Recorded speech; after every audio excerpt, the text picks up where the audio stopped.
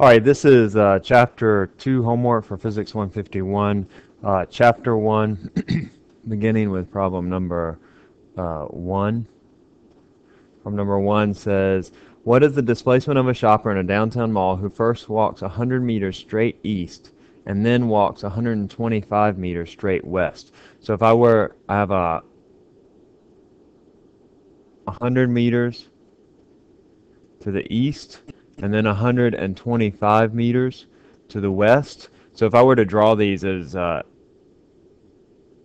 just sort of sketch this out, I have this person that walks 100 meters to the east, 100 meters to the east, and then she turns around, and then she walks back 125 meters to the west, 125 meters to the west. So really, her beginning point was here, and her ending point is here, and that distance, of course, is going to be 25 meters, and the distance, or rather the direction, is going to be to the west. Now, the way we would show this mathematically is we would say the final position, call that SF, minus the initial position. All right, excuse me. Now I want to know,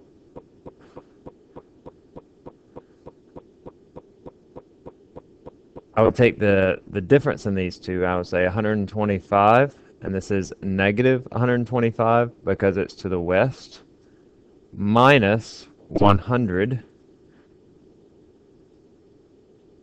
plus 100 gives me negative 25. So if I add up those two displacements, it gives me her total displacement, which is 25 meters to the west. So I add up one displacement plus the other displacement, and it gives me the total displacement. The next problem was problem number 3. Problem number 3 says a soccer player runs 75 meters in a straight line down a soccer field in 11 seconds. What was her average speed? So let's just write down what we know. S is 75 meters in a straight line, and the time that she covers this in is 11 seconds. And I want to know what is her average speed. Remember, this is going to be distance over time. Because it asks for speed, I'm not concerned with direction, but the direction is not given. So it's going to be 75 meters over 11 seconds. 75 divided by 11, 6.8 meters per second. That's the answer. Next question is number 4. Number 4 says a cheetah can reach a final speed of 30 meters per second from rest in 6 seconds. Calculate the average acceleration.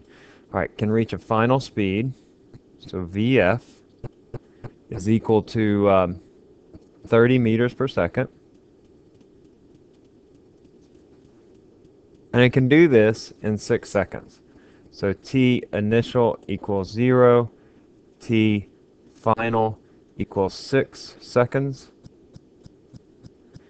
I also want to, if I go back to my definition for average acceleration, this is equal to V final minus V initial over T final minus T initial. And I have many of these, but I don't have V initial. But if you look in the problem on number 4, it says that it goes from rest. So V initial is 0 meters per second. It goes from 0 to 30 in 6 seconds. And so that, based on this definition of average acceleration, which tells how quickly its speed is changing, it's just going to be 30 minus 0, it's in meters per second, divided by 6 minus 0, it's in seconds, and that gives me 5 meters per second squared. All right, the next one after 4 is 7. Number 7 says, how long will it take a runner to complete a marathon race of 42.2 kilometers if that runner can maintain an average speed of 4.1 meters per second? All right, so we're looking here at average speed. And remember, average speed is going to be our distance over our time. It says that the marathon race is 42.2 kilometers. So S is 42.2 kilometers, and it tells us that the average speed is 4.1 meters per second. First though, we got to notice is that our units are mixed up, that we have the distance in kilometers and the average speed in meters per second. So let's convert this 42.2 kilometers to meters per second. To meters, rather. I know that in 1 kilometer, there are 1,000 meters. So this gives us 42,200 meters. So now that I've done that conversion, I can now take this expression and calculate t. So t, look, if I cross multiply, I get v t equals s, and then I divide both sides by v. That cancels, so I get t is equal to s over my average speed. T is equal to s, which is 42,200.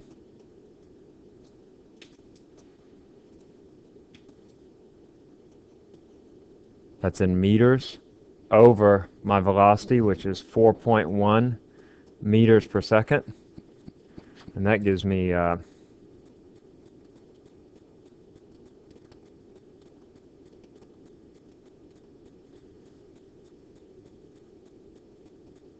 10,000 seconds. It's actually 10,300 seconds. So I'm going to go and convert this 10,300. Change this up here. I'm going to go ahead and convert it to hours, because hours is a little bit better for a marathon race. See sort of how he did. So I know that in 1 hour there are 3,600 seconds. All right, 1 minute has 60 seconds. 60 minutes an hour. 60 times 60 is 3,600. So 10,300 divided by 3,600. That's 2.86 hours. Or 2.9 hours, almost 3 hours. That's number 7. The next problem is number 15. Number 15, it says, what is the final speed of a bicyclist initially moving at 10 meters per second who accelerates at a rate of 1.5 meters per second squared for 3 seconds? When you encounter a problem like this that has a lot of numbers in it, you just want to write down everything that you know. We've been doing that already, but just want to write down everything that I know and then also write down what I want to know. So I have a bicyclist initially moving at 10 meters per second. That is going to be my initial speed, 10 meters per second. He accelerates at a rate of 1.5 meters per second squared. That's my acceleration. And he does this in 3 seconds. That's my time. And I want to know what is my final velocity. Then you would look at your kinematics equations. We really just have two. Vf equals V initial plus A times T. And then also we had this X equals V initial T plus 1/2 A T squared. Then we would want to look at these and ask, well, which of these equations we'll be able to use? And so I'm looking for VF, and the only equation with VF in it is this one. So that must be the one that we need. And it turns out actually that we do have everything that we need to calculate that. So I'm going to go ahead and put in the numbers. VF is equal to V initial, that's 10 meters per second, plus the acceleration, 1.5 meters per second squared, times the time, which is 3 seconds. So that's 10 plus 4.5, that's 15 meters per second. So that's the answer. That's his final velocity. You have to be able to read through these problems and determine what are the unknowns and the knowns. Right, you need to know your knowns and know the unknowns. All right, after number 15, 16. 16 says a dolphin decelerates for 2 seconds from an initial speed of 7.5 meters per second in order to look at a dolphin of the opposite sex. All right, let's just write down the time is 2 seconds. The initial speed is 7.5 meters per second. We want to know their final speed. So let's calculate the dolphin's final speed. If the deceleration had a magnitude of 1.5 meters per second, the magnitude of the acceleration is 1.5 meters per second squared. All right, now this is decelerating.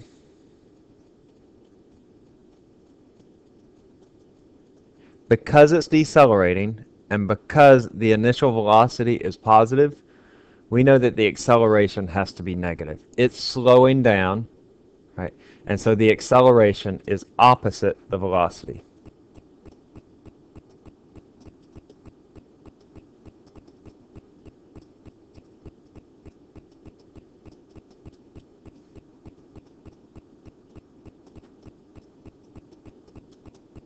Right. We want to know VF. Just as in the previous problem, the only kinematics equation that we've known that has VF is this one. And so if I put in my numbers here, I get 7.5 meters per second plus my acceleration, negative 1.5 meters per second squared times t, which is 2 seconds. Notice with this negative right here, that causes VF to be less than VI because I'm taking away from this term and making it smaller. All right, so I'm slowing down, so I know that the sign of the acceleration has to be opposite the sign of the initial velocity. When you're slowing down, the acceleration is opposite the velocity. So that's 7.5 minus 3. That is 4.5 meters per second. This problem is very similar to the previous problem. It's just slightly more complicated because you have to determine what is the sign of the acceleration. Right after that, I have number 17.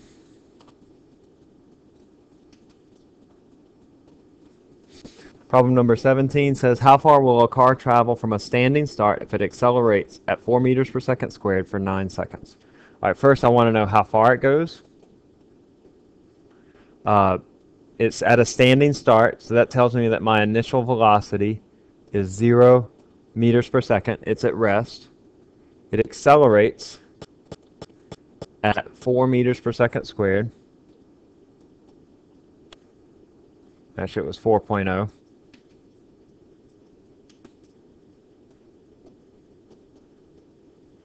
And it goes for a time of 9 seconds. All right. I only have 2 equations. Only one of them gives me S. That's V initial times T plus 1/2 A T squared.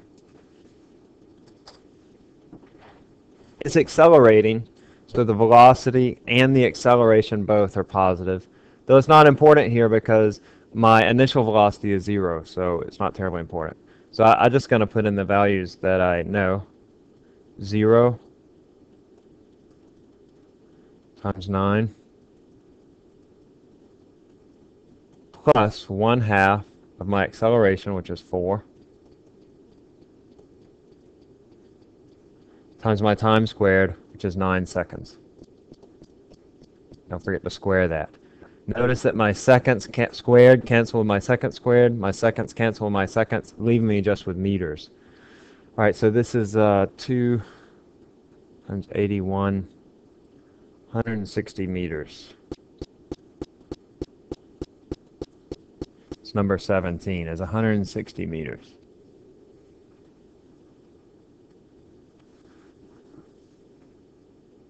So your book gives 162 meters, but that's incorrect. Then the answer should be 160 meters, keeping proper significant figures.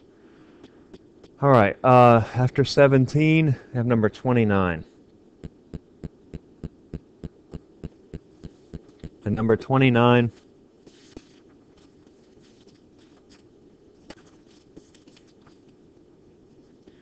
says if you drop an aspirin and it takes 0.18 seconds to hit the table, how high above the table was the aspirin when it was released? All right, so we drop an aspirin from a certain height. It travels down. The time required is 0.18 seconds. I want to know what is this distance. I'll call this S. I need to know my acceleration. But whenever I have free fall, my acceleration is equal to minus 9.8 meters per second squared. The negative denoting that it's in a downward direction. It's down. I also know that my initial velocity is 0 meters per second. So I can use the same equation I used up here. S is equal to V initial times T plus 1/2 A T squared. And look, since V initial is 0, I'm going to get rid of this term, and that gets rid of that whole term. That whole thing becomes 0. Just like it did up here, it became 0. I'm just going to forget about it for now. I'll just get rid of it. So F is equal to 1/2 of minus 9.8 times T, which was 0.18 seconds, squared. So that gives me 0.16 meters, negative 0.16 meters. So this aspirin drops negative 0.16 meters. That means that the negative just means that if this is 0, this is 0 meters, then down here is negative 0.16 meters, because we take down to be negative. So if I were to draw this on a standard XY coordinate plane, I would be starting right here and finishing down here, and this is negative 0.16. All right, but the problem actually asked how high above the table was it released, and so the answer then would just be 0.16 meters. The negative would not be important. You could, because you're not looking for a direction, you're just looking for a magnitude of that quantity. That's all for chapter 1.